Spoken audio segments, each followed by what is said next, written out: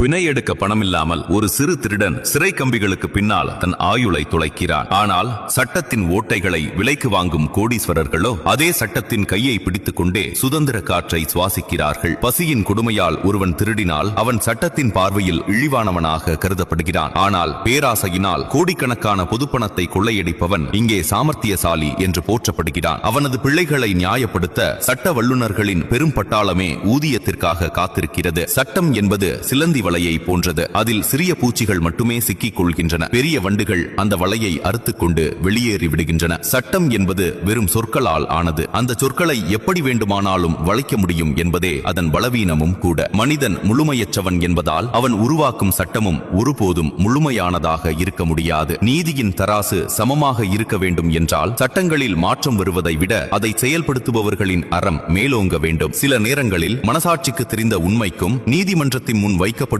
ஆதாரங்களுக்கும் இடையே ஒரு பெரும் போர் நடக்கும். சட்டம் என்பது ஒரு வரையறுக்கப்பட்ட சிஸ்டம் என்பதால் ஒரு நீதிபதிக்கு உண்மை எதுவென்று தெளிவாக தெரிந்தும் அந்த சட்ட விதிகளின் எல்லையை தாண்டி அவரால் செயல்பட முடியாமல் போகலாம். ஆனால் நீதிபதியின் இதயம் உண்மையை உணர்ந்தே இருக்கும். சமூகத்தின் மீது தீராத அக்கறை கொண்ட சில நீதிபதிகளும் நீதிக்காக தர்மத்தின் பக்கம் இருக்கும் சில வழக்கறிஞர்களும் இன்றும் இருக்கிறார்கள். சட்டத்தை வெறும் சொற்களாக பார்க்காமல் அதன் ஆன்மாவை புரிந்து கொண்டு செயல்படும் இந்த மனிதாபிமானிகளால் மட்டுமே நீதித்துறை உயிர்ப்புடன் இருக்கிறது.